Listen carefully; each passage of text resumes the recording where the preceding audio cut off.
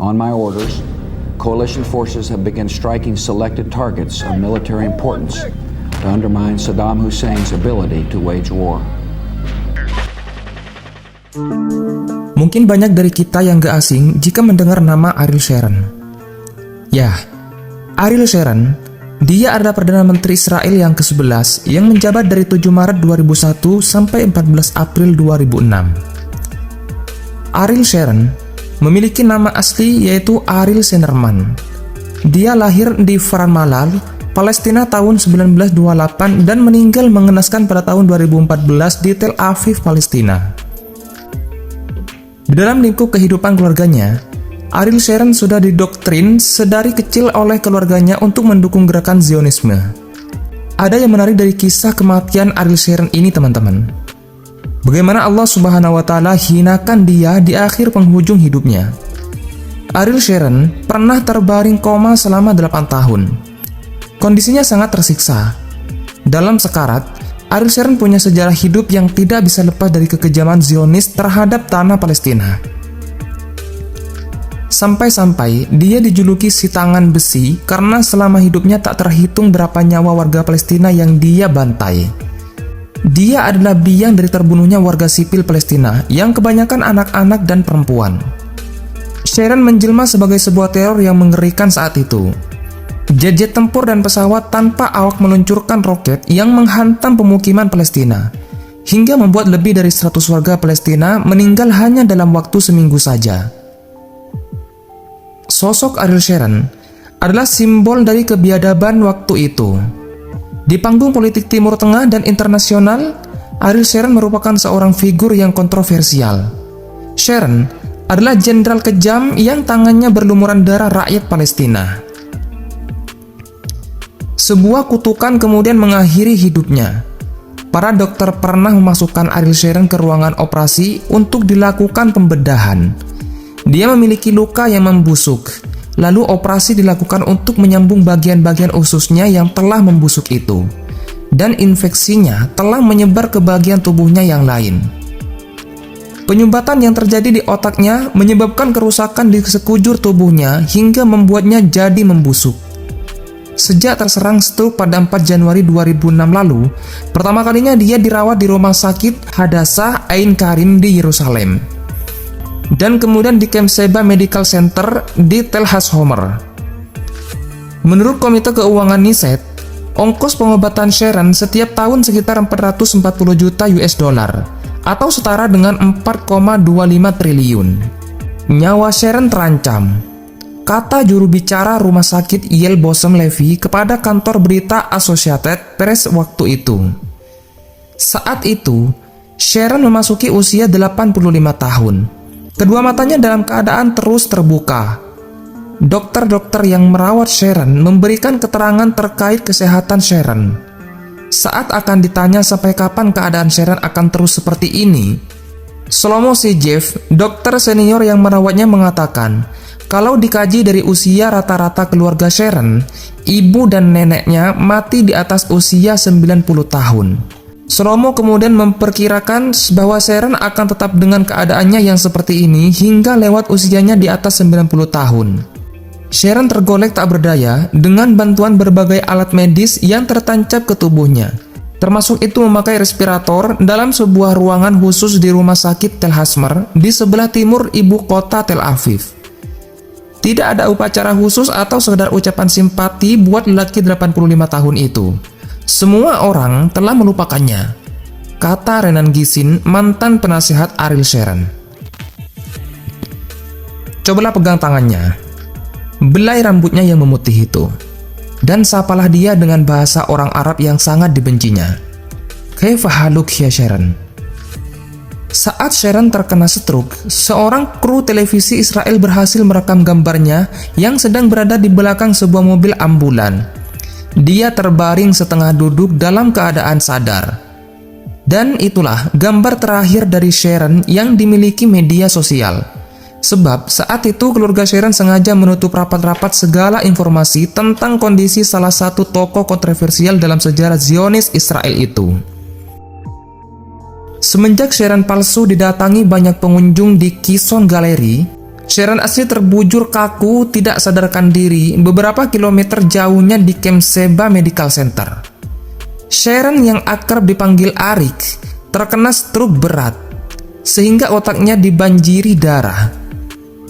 Beberapa media internasional mengabarkan bahwa dia sudah mati. Ya, Sharon sudah mati. Hal itu wajar saja, karena setelah ditanyakan stabil pada 5 Januari 2006 oleh tim dokter saat itu di Rumah Sakit Hadassah, keesokan harinya Sharon dimasukkan lagi ke ruang operasi. Pada hari ke-6, dokter berupaya membangunkannya dari keadaan tidak sadar dengan cara mengurangi dosis obat anestesi. Ia pun kemudian bisa bernapas sendiri dengan bantuan respirator dan sedikit memberikan respon terhadap stimulus rasa sakit di lengan dan kakinya. Tetapi, Sharon yang sudah berpindah rumah sakit tidak juga bangun. Meskipun keluarga sudah memperdengarkan alunan musik klasik, karya komposer Mozart kesukaannya, seperti yang disarankan oleh dokter, hari berganti pekan berganti bulan, Sharon tidak lagi dikabarkan menderita pendarahan pada otaknya. Hanya saja berbagai infeksi menyerang organ-organ tubuhnya yang lain. Secara bergantian, dari otak infeksi pindah ke paru-paru, ke ginjal, ke dalam darah, begitu saja seterusnya. Jantungnya yang diketahui bocor sejak sebelum koma ikut memperburuk keadaannya. Tim dokter yang merawatnya hanya menyampaikan 2 kabar tentang Sharon ini, yaitu kondisinya memburuk karena ada gangguan pada organnya, atau stabil tetapi tetap dalam keadaan koma. Sebelum Ariel Sharon jatuh koma, diisukan ada kabar dari asisten pribadinya bahwa tidur malamnya sering diganggu oleh satu mimpi yang sama dan terus berulang seperti itu. Dalam mimpi itu, Sharon ditangkap oleh penduduk Gaza yang begitu marah dan dendam kepada Sharon karena tindakannya yang angkuh menyerang tanah Palestina. Di dalam mimpi itu, Sharon telah disiksa, dirantai tangan dan kakinya, kemudian diarak sekeliling Badar Gaza dan dimasukkan ke dalam api. Mimpi itu mengganggu Sharon setiap malam hingga dia jatuh koma.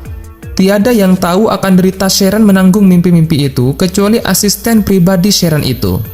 Asisten tersebut mengungkapkan bahwa mimpi-mimpi Sharon itu kepada khalayak di Israel pada tahun 2008.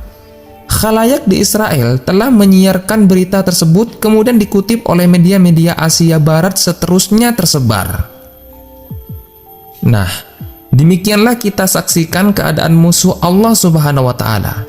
Sharon merupakan musuh Islam yang sangat kejam dan gemar menumpahkan darah.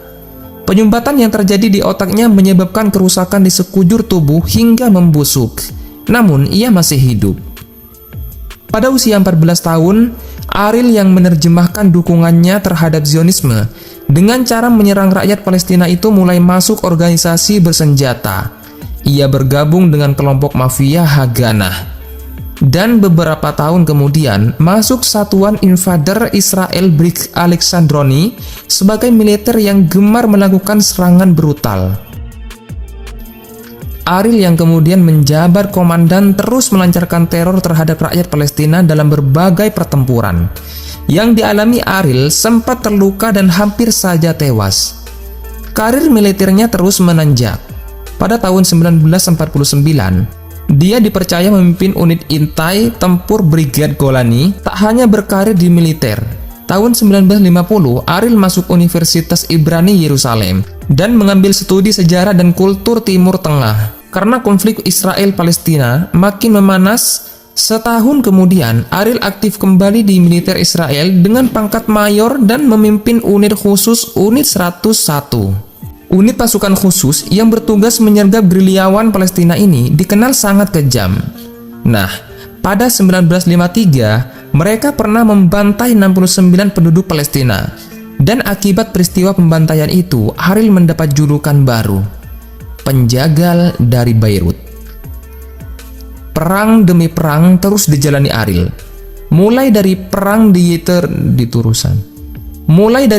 Turusan Suez, perang 6 hari dan perang Yom Kippur. Perang 6 hari dan perang Yom Kippur. Perang yang membuat nama Ariel Sharon naik turun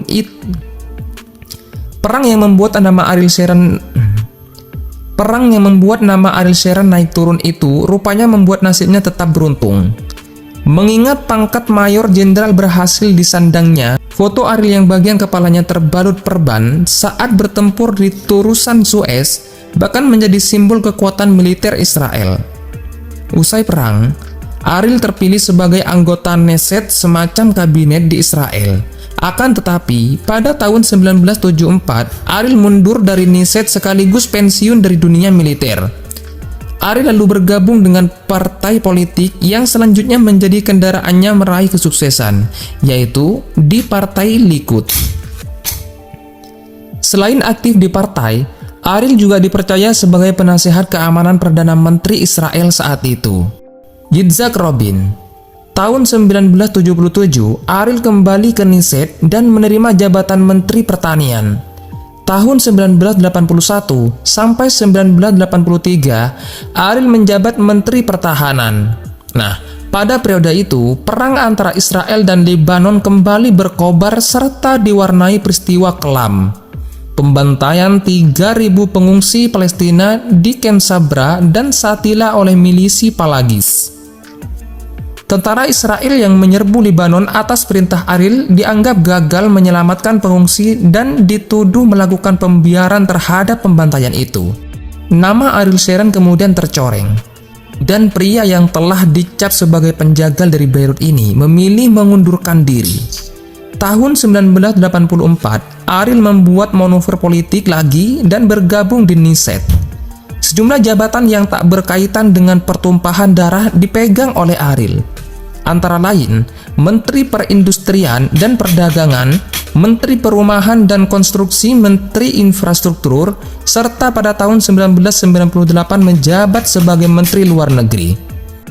Tahun 1999, ketika secara kebetulan Benyamin Netanyahu mundur sebagai ketua Partai Likud, Ariel pun maju menggantikannya. Posisi itu membuat Ariel secara mulus menduduki kursi Perdana Menteri Israel pada Februari 2001. Sebagai Perdana Menteri, Ariel lagi-lagi membuat langkah kontroversial. Dia membentuk Koalisi Persatuan Nasional dan mendorong perdamaian Israel-Palestina. Suatu langkah politik yang dahulu sangat diharamkannya. Ariel bahkan memerintahkan penarikan mundur pasukan Israel dari jalur Gaza. Langkah ini ternyata membuat Partai Likud terpecah.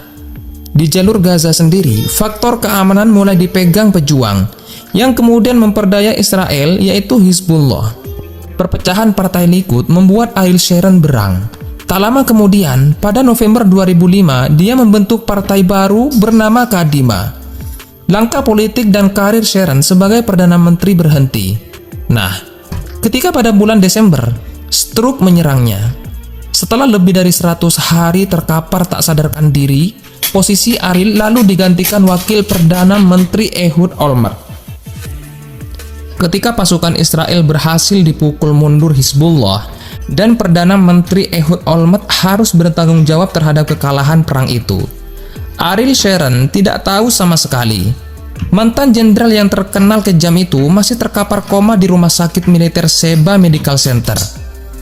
Pada 11 Januari 2014, Ariel Sharon meninggal dunia dalam kondisi tragis setelah 8 tahun mengalami koma dan hidup tanpa alat bantu pernapasan. Wallahu a'lam bishawab. Semoga kisah ini bermanfaat untuk kita semua. Amin amin ya rabbal alamin. Saya akhiri. Wassalamualaikum warahmatullahi wabarakatuh.